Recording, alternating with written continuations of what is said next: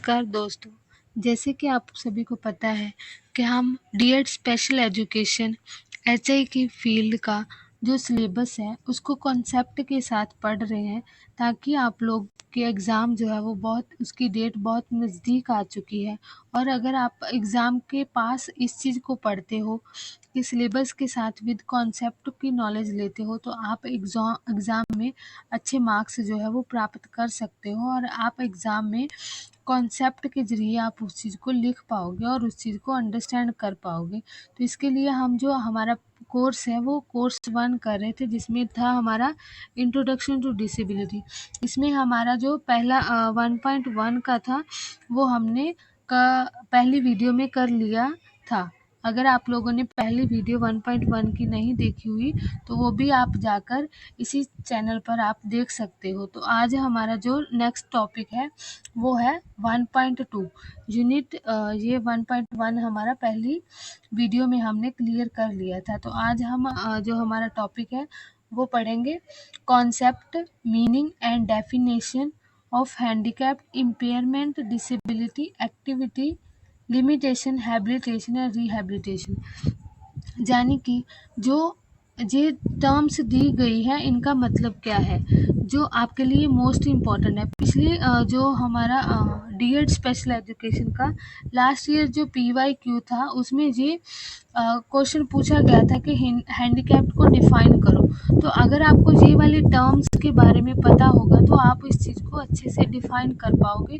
इसके लिए ये वीडियो जो है आपके लिए बनाई जा रही है, ताकि आप सिलेबस के माध्यम से कॉन्सेप्ट की अंडरस्टैंडिंग ले सकें और आप जो है एग्ज़ाम में इन चीज़ों को लिख पाएँ। इसमें आपको हैंडीकैप्ड का मीनिंग पता होना चाहिए, इम्पेयरमेंट किसको बोलते हैं, डिसेबिलिटी किसको बोलते हैं, इसके बारे में आपको जानकारी होनी चाहिए। तो पहले हमारा कॉन्सेप्ट क्या है, इन सभी को लेकर क्यों इस चीज़ के बारे में ये इसमें दिया हुआ है, क्योंकि ये सब डिसेबिलिटी के रिलेटेड है। किस चीज़ को इम्पेयरमेंट कहते हैं, जैसे आप सभी को पता है कि हम एचआई हमारा हियरिंग इम्पेयरमेंट कोर्स है, उसी प्रकार से जैसे एचआई है उसी प्रकार से वीआई होता है, विजुअल इम्पेयरमेंट, फिजिकल इम्पेयरमेंट।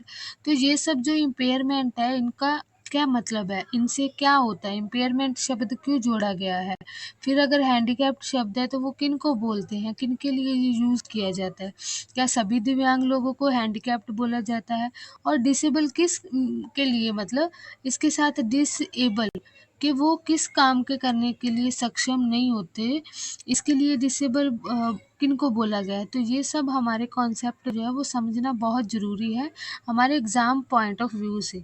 ठीक है, तो हमारा पहला है, जैसे कि आप सभी को पता है कि सभी लोगों की जो है क्षमता अलग अलग होती है, कि सभी जैसे हम लोग हैं, प्रत्येक व्यक्ति की जो शारीरिक हो गया, उनकी फिजिकल एबिलिटी हो गया, शारीरिक एवं बौद्धिक क्षमता भिन्न भिन्न होती है, कि सभी एक समान नहीं है। ना ही किसी की सोचने की थिंकिंग एक समान है, ना ही किसी चीज़ को याद करने की, सबकी जो क्षमता है वो अलग अलग प्रकार से है। और इसी प्रकार उनकी शारीरिक, बौद्धिक तथा ज्ञान इंद्रियों, मतलब उनकी ज्ञान लेने की भी क्षमता है, की जानकारी प्राप्त करना आवश्यक होता है। मतलब सभी के लिए जानकारी प्राप्त करना सभी के लिए आवश्यक माना जाता है। किसी भी व्यक्ति का विभिन्न प्रकार से आकलन करके विभिन्न विषयों और विशेषज्ञों के द्वारा उसके रोग, इसमें सबसे पहले आता है रोग, फिर उसके बाद आता है क्षति। ये एक लाइनर मॉडल है, रोग हो गया, क्षति हो गया, उसके बाद आता है हमारा अक्षमता। ये जो आपकी डिसेबिलिटी उसको अक्षमता बोलते हैं। फिर अक्षमता के बाद आता है हमारा हैंडीकैप्ड। हैंडीकैप्ड को हम दिव्यांगता बोलते हैं। ठीक है, पहले इसको विकलांग कहा जाता था, बट अभी दिव्यांगता कहा जाता है। ठीक है, तो ये जो है हमारा इसको वन लाइनर मॉडल भी कहते हैं। इसको वन लाइनर मॉडल, जैसे इसको ऐसे करके बना हुआ होता है, ऐसे रोग लिखा है, रोग के आगे क्षति लिखा है, जो अक्षमता है इसके आगे लिखा होगा अक्षमता। ठीक है जी, मैंने इधर लिख देती हूँ आपको ताकि आप क्लियर हो जाए। रुको, ये आपको थोड़ा-सा मैं साफ़ करके अच्छे से लिख देती हूँ ताकि आप एग्ज़ाम में ऐसे ही लिख पाओ। कभी बार होता है उसकी लाइन की टर्म पूरी पूछी जाती है कि क्या ये सही लिखा है, वो क्षति को आगे कर देगा या उसके बाद में कर देगा, कि अक्षमता के पहले जहाँ जो क्षति लिखा है उसके पहले वो अक्षमता लिख सकता है। तो वहाँ जो मल्टीपल चॉइस क्वेश्चन आएगा तो वहाँ आपने वहाँ गलत करना है कि ये अक्षमता पहले नहीं आता, पहले क्षति आती है। ठीक है, इस चीज़ के लिए मैं आपको बता रही हूँ। जैसे ये अक्षमता है, ठीक है, अक्षमता के बाद आता है दिव्यांगता। तो ये हमारा वन लाइनर मॉडल है जो कि WHO ने दिया है। ये WHO के द्वारा दिया गया है 1980 में, ठीक है। और इसमें इसका क्या मतलब है, उसको हम अलग अलग प्रकार से, जैसे रोग है, यस, रोग क्या होता है, डिजीज़ होती है किसी भी प्रकार की। जब हमें कोई डिसेबिलिटी आनी होती है, मतलब जब डिसेबिलिटी आनी होती है, आपको पता है कि डिसेबिलिटी के अलग अलग कॉज है। प्री नेटल हो सकता है, पोस्ट नेटल हो सकता है, नेटल हो सकता है। बट जैसे कोई भी डिसेबिलिटी आनी है तो उसकी पहले, जैसे पोलियो है, पोलियो एक रोग था जिसके कारण उसकी डिसेबिलिटी क्या आई कि वो चलने फिरने में, मतलब उसकी जो लेग है वो सामान्य लेग के जो सामान्य लेग है उसके वो विपरीत वो उससे कम छोटी हो जाती है या पतली रह जाती है, तो वो क्या है, उसमें क्षति आ जाती है।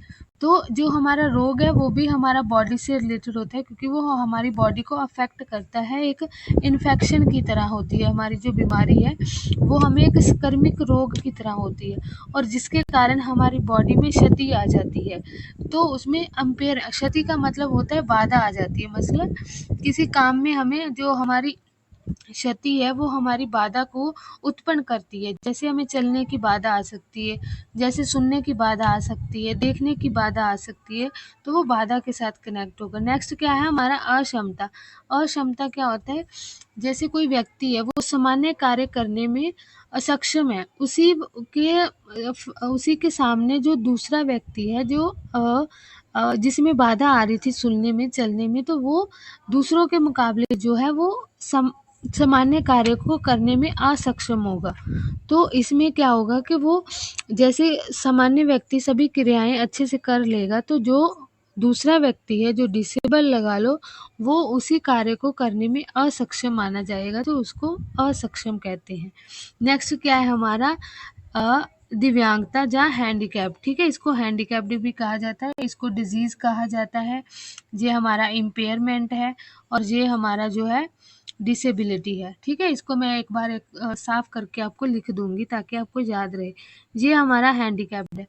हैंडीकैप्ड क्या होता है, जो भी सभी दिव्यांगजन है उनको सभी को समाज द्वारा एक लेबल कर दिया गया है कि हाँ ये सभी क्या है, हैंडीकैप्ड है। उनके लिए कोई VI नहीं है, कोई HI नहीं है, कोई लोकोमोटर नहीं, कोई ID नहीं, कोई MD नहीं, मल्टीपल डिसेबिलिटी नहीं, उनके लिए सभी जो है वो एक समान है। तो ये सब क्या है, हमारी एक रोग से शुरू होकर हमारी हैंडीकैप तक का जो भी दिव्यांगजन, इन सभी का सफ़र जो है वो, मतलब उनको करना पड़ता है। पहले बाई चांस कभी और किसी को रोग के कारण फिर उसमें क्षति आती है, फिर उसमें अक्षमता होती है कार्य करने में कहीं भी। जैसे नॉर्मल व्यक्ति है वो सीढ़ियाँ अच्छे से चढ़ उतर सकता है, वहीं जो दिव्यांग होगा तो उसके लिए जो है वो सीढ़ियाँ चढ़ना उसके लिए मुश्किल हो सकता है। अगर वो फिजिकल हैंडीकैप्ड है, अगर वो पोलियो का शिकार है या कोई भी लोकोमोटर डिसेबिलिटी है, तो उसके लिए तो रैंप या जो हमारे लिए लिफ्ट वगैरह का सुविधा होनी चाहिए, जिसके कारण के वो आसानी से जो है अपनी जो प्लेस पर जा सके, कि जो भी उसके कार्य को है वो आसानी पूर्वक कर सके।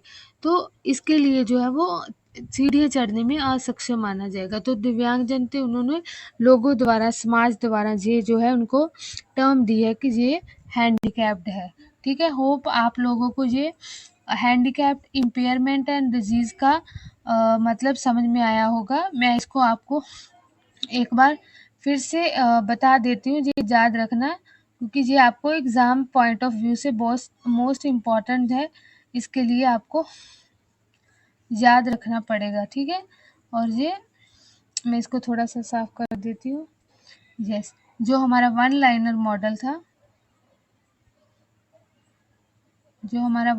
मॉडल था, इसमें क्या था, पहला था हमारा डिजीज, नेक्स्ट था हमारा इम्पेयरमेंट, के बाद हमारा आया था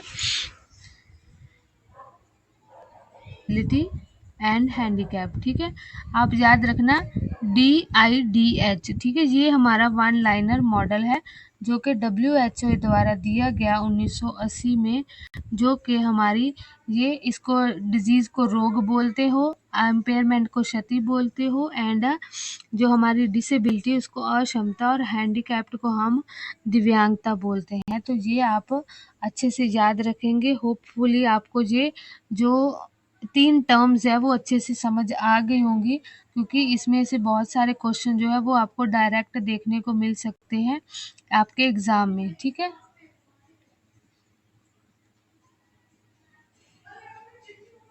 नेक्स्ट हमारा जो टर्म है वो हम आगे लेकर चलेंगे, जैसे आपकी एक्टिविटी लिमिटेशन। नेक्स्ट हमारे दिया हुआ है एक्टिविटी लिमिटेशन। एक्टिविटी लिमिटेशन में आपको आप सभी को पता ही है कि क्या होता है कि जब कोई भी व्यक्ति असक्षम है, जब डिसेबल है, भले डिसेबल वो ऐसा नहीं माना जाता कि वो किसी भी कार्य करने में असक्षम है। वो डिसेबल है मतलब वही कार्य करने में वो उसी कार्य को वो डिफरेंट तरीके से कर सकता है, कर भले सकता है। मान लो कि कोई सामान्य व्यक्ति वो सीढ़ियों से चढ़ जाएगा, बट वही व्यक्ति जो लोकोमोटर वाला है, जहाँ दूसरा व्यक्ति है मान लो ब्लाइंड व्यक्ति है, तो वो वही व्यक्ति अपनी एक ब्लाइंड है तो वो स्टिक की मदद से उसको मेजर करते हुए, जहाँ उसको अंदाज़ा लगाते हुए, अगर उसकी मोबाइलिटी ट्रेनिंग है तो वो उसकी मदद से वो ऊपर चढ़ जाएगा, और दूसरा व्यक्ति जो है लोकोमोटर वाला, वो रैंप की मदद से वो वहीं चला जाएगा जहाँ उसको जाना है।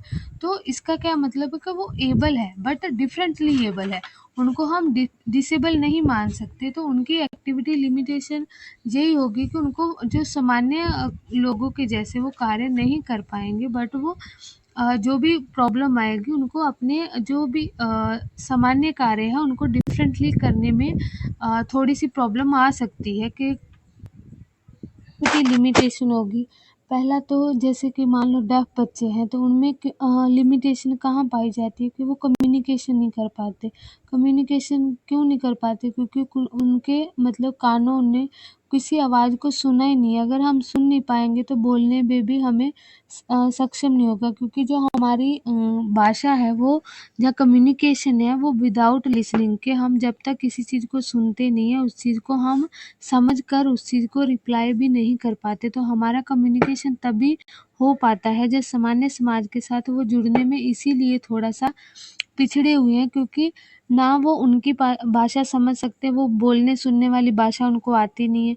जो साइन लैंग्वेज है वो बात करते हैं, तो साइन लैंग्वेज जो है वो लोग नहीं जानते। जो सामान्य समाज है, बहुत सारा समाज जो सामान्य है, उनको बहुत कम लोग हैं जो साइन लैंग्वेज के प्रति अवेयर हैं, या जो साइन लैंग्वेज को जानते हैं। या तो उनके घर के फैमिली मेंबर्स जानते होंगे, या कुछ जो इसके रिलेटेड एजुकेशन ले रहे हैं उनको साइन लैंग्वेज आती होगी, तो वो उनके साथ कम्युनिकेट अच्छे से कर पाएंगे, जहाँ वो अपनी कम्युनिटी के साथ ही साइन लैंग्वेज में बात कर कर खुश रहते हैं। तो वो उनकी वहाँ जो है वो लिमिटेशंस आती है। फिर उनकी जो फिजिकल रिलेटेड डिसेबल होते हैं तो उनको वहाँ प्रॉब्लम आती है कि वो चलने फिरने में उनको प्रॉब्लम आएगी। वो अपनी जो कहीं भी जाने आने में, वो ज़्यादा कार्य करने में या किसी में इन्वॉल्वमेंट कार्य में वो शामिल नहीं हो पाएंगे, जैसा कि बाकी सभी लोग उस वहाँ जाकर अपने कार्य को कर पाएंगे।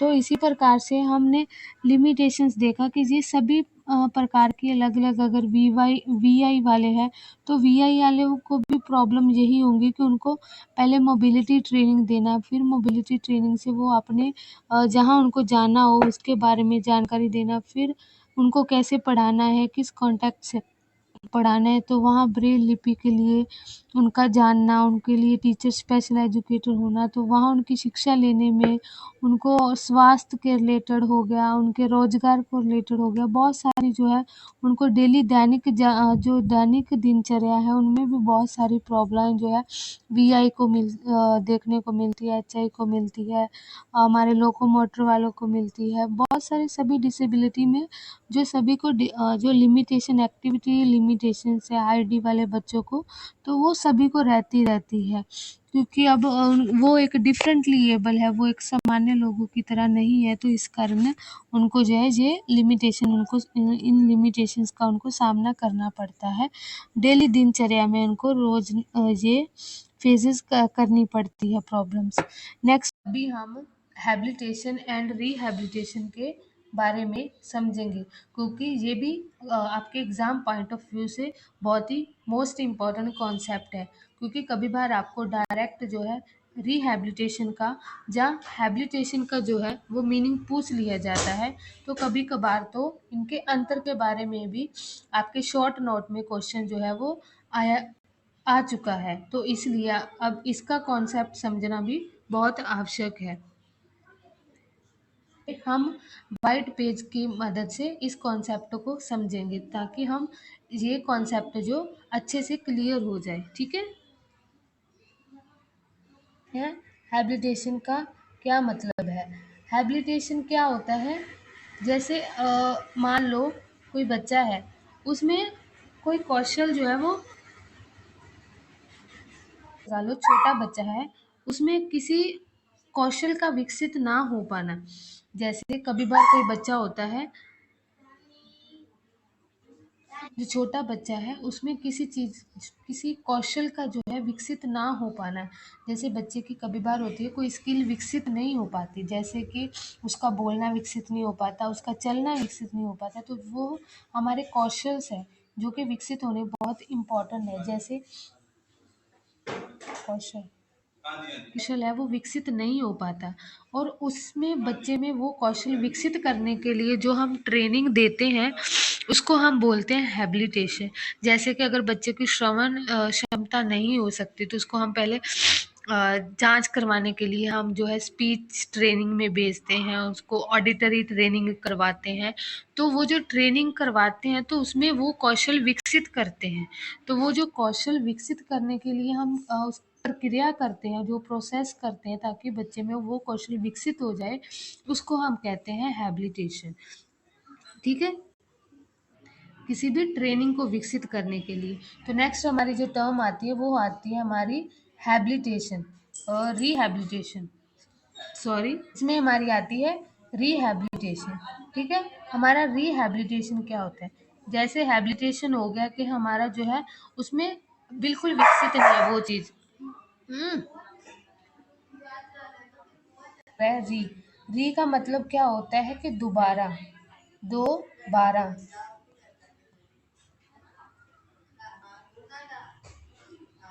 दोबारा मतलब होता है दोबारा, जब पुनः पुनः कि उस चीज़ को दोबारा करना, जहाँ पुनर्वास, तो इसका मतलब क्या है हमारा वास, पुनर्वास, पुनर्वास करना दोबारा। मान लो कि किसी के पास उसकी क्षमता पहले थी बट वो चली गई, वो ख़त्म हो गई है, तो उस चीज़ को दोबारा उसमें वास करने के लिए जो हम चीज़ों का यूज़ करते हैं, या जो उपकरण का, जैसे हमने बच्चे की हेयरिंग जो सुनने की क्षमता नहीं थी, तो उसके लिए हम स्पीच तो करवा रहे हैं, बट उसके लिए उपकरण किस चीज़ का, एम्पलीफायर की उसकी क्षमता को बढ़ाने के लिए क्या कर रहे हैं, हमने हेयरिंग एड दी उसको। जैसे कि लिम्स सेंटर होते हैं, लिम्स सेंटर में जिनकी जैसे हाथ कट गया है या उसकी टांग कट गई है, तो उनके लिए रिहैबिलिटेट क्या करते हैं कि उनको प्लास्टिक का जो मतलब रिहैब करते हैं, उनको लेग जो है उनकी जो नकली वाली आर्टिफिशियल लेग से, जो आर्टिफिशियल लिम्ब सेंटर्स होते हैं उनमें आर्टिफिशियल के जो है लिम्स या उनकी फुट वो प्रोवाइड किए जाते हैं, ताकि वो रीहैब कर सके उस चीज़ को। तो उनके लिए रीहैब के साथ साथ उनको शिक्षा भी दी जाती है, उनकी जो शारीरिक क्षमता है उस चीज़ को बढ़ाया जाता है, उनके कॉग्निशन को बढ़ाया जाता है। तो इस प्रकार से जो है हम रिहैबिलिटेशन करते हैं कि उनके पास जो खोई हुई क्षमता थी उसको दोबारा जो है हम करते हैं। ठीक है, इसमें आएगा कि हम उसमें दोबारा किसी कौशल को विकसित करते हैं, जो खोई हुई, जो उसकी खोई हुई, जो खोई हुई क्षमता है,